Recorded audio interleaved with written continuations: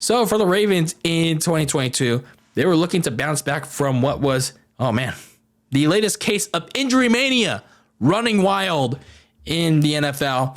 And, well, the Ravens were just the latest victim of that in 2021. So they didn't really do a lot in the offseason in terms of big moves or anything other than, trading away their best receiver in Marquise Hollywood Brown. That was kind of a weird move, but I guess it had to relate to money. And they went out to replace him with Rashad Bateman in the draft. So think of that what you will, but it was kind of a curious decision at the time. So going into 2022, when it came to the actual season, it started off pretty nicely for them, despite a lot of injuries and horrid play calling. It was fine, I guess. But then eventually those injuries and horrid play calling caught up to them, including to Lamar Jackson again. And it led to another late downturn, a downward spiral yet again. Not as bad as the downward spiral from the season prior, but still, you don't want to see that. You got a playoff appearance out of it against the Cincinnati Bengals. The problem was you don't have your quarterback. You don't have any top receiving options. It's like you had a good defense, but it's like you don't have anything. You didn't have anything on offense to help you out. All you had was Mark Andrews, and that's it. So they still went toe-to-toe with the Bengals. They went the distance with them, but it's just like, again, you didn't have anything on offense to help them out. Nothing. So the Bengals took down the Ravens in that wild card game. And, now they had some questions to figure out for Baltimore, especially considering that Lamar Jackson was going to be a free agent and he's probably going to command a shit ton of money in the offseason, despite coming off 2 straight seasons of injury. So obviously going into their offseason priorities, it basically centered around Lamar Jackson. You'd have had to sign Lamar Jackson to a long-term deal, or you had to trade him. Like it really bugged me to say that at the time. It's like you can't be if you were Baltimore, you can't be at that standstill. And for a good chunk, like a good 2 months, I think, ever since the season ended, the Ravens were at a standstill with Lamar, especially even when they franchise tagged him. So it's like, man, what are they doing here? What is Lamar doing here? He's like kind of kill himself in terms of the negotiating game. So they never came to a deal there. And then some of my other offseason priorities there was finding 2, if not 3, receiving options opposite Rashad Bateman. Because once Rashad Bateman went down, Devin Duvernay was okay, but it was just like there's nothing. There was nothing to help out Mark Andrews, the tight end. So they needed a lot of help at the receiving position because there was just nothing good there. And then, they can use some help on the defense that surprisingly did okay in that stretch to the playoffs, starting with the secondary. So looking at some of the key offseason events for the Baltimore Ravens, they finally did the thing at offensive coordinator. They fired Greg Roman, who just wanted to pound the rock with Lamar Jackson, just overly relied on his rushing ability. Like, play calls were literally centered around that. So they finally replaced Greg Roman with Todd Monken, a former offensive coordinator from Georgia, who was coming off winning a national championship with Stetson Bennett. So it'll be interesting how that plays out.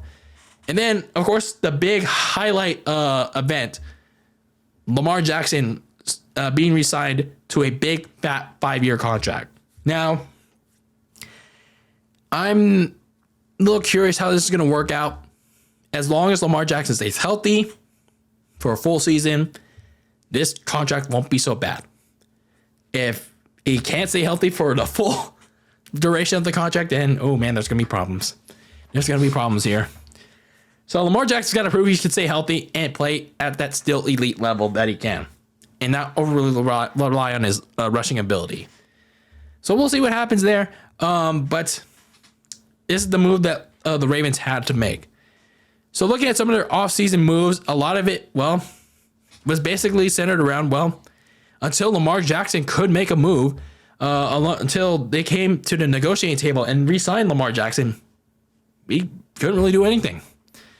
And as such, they lost a good amount of key players. One of their key offensive linemen, Ben Powers, went to the Denver Broncos. So he's going to be protecting Russell Wilson there. And then defensive tackle, for as old as he is, Calais Campbell, went to the Atlanta Falcons. And then backup tight end Josh Oliver went to the Minnesota Vikings. Good blocker, but he's just the backup to Mark Andrews. And then safety Chuck Clark, for some reason, got traded to the New York Jets. I don't know why. Some other re-signings included backup quarterback Tyler Huntley and backup running back Justice Hill, who went down with an injury. And then looking at some of their free agent additions prior to Lamar Jackson being re-signed. Corner Rocky Sin from the Las Vegas Raiders. So, hey, at least they're getting help in the secondary. Backup receiver Nelson Aguilar from the New England Patriots. Yeah, him. And then after Lamar Jackson got re-signed, they went out and get some help. They got Odell Beckham Jr. And his last team was the Super Bowl champion LA Rams. So basically Odell Beckham Jr., coming off a torn ACL, had the year to rehab, like sitting on the sidelines. Yeah. So this is the team that he ends up going to. I mean, I'm not knocking it. I mean, well, I'm curious to see how this works. So it's not a bad move by the Ravens. It's just we'll see how this works, considering that he had like a whole year to rehab from that injury, probably plus. So, and then they also signed running back Melvin Gordon for depth purposes for the Kansas City Chiefs. But this is like the draft was like a really nice one for the Ravens. They got receiver Zay Flowers from Boston College, really nice move there. Linebacker Trenton Simpson from Clemson, edge rusher Tavarius Robinson from Southeastern University, and then corner Q Blue Kelly from Stanford. And they also got another offensive lineman for Lamar Jackson by the name of Andrew Voorhees. Not Jason Voorhees, Andrew Voorhees. Could be his brother. I don't know. Could be a horror fanatic. I don't know. Anyway, he came from USC. So overall, the biggest takeaway I took from this Ravens offseason is that the Ravens are finally getting him some damn help. They're getting Lamar Jackson some damn help at receiver, at offensive line, maybe at the defense. I'm just glad they're finally getting him some damn help, because a good chunk of why Lamar Jackson can't stay healthy is, well, not only his own self, like his own safety in terms of always running the damn ball, but it's like he doesn't have anybody. He doesn't have anybody to go to help him out. Not the offensive line, which, I mean, I get the injury bug, but it's like, it's not great. But especially after Marquise Brown left, no one to throw to. I mean, yeah, especially after Rashad Bateman got hurt last year. So this is one of the keys in keeping and trying to keep Lamar Jackson around long term, because, like I said, no one to throw to aside from Mark Andrews. So now at least they have 3 downfield options with Rashad Bateman, Zay Flowers, Odell Beckham Jr., and of course Mark Andrews. Yeah, this passing attack is going to be at least now doable. This is going to be very doable for the Baltimore Ravens. And now you at least have some protection, a little bit of protection up front if you're the Ravens. So pretty solid offseason for them. Looking at some of their key potential games for the Ravens in 2023, you go to Cincinnati in week 2, and then week 4. A lot of these division games are pretty early for all these teams, by the way. Week 4, you go to Cleveland to take on the Deshaun Watson and the Browns. And then the very next week, you go to Pittsburgh to take on the Steelers. So for the Ravens, these are a lot of important games in like the first 2 of 5 weeks in your season, because you're playing like half of your division in the first 5 weeks of the season. So if you're Lamar Jackson, if you're the Ravens, if you're John Harbaugh, you cannot afford to lose any of the division games here early in the month. And then much later on in the season, you play Justin Herbert and the Chargers.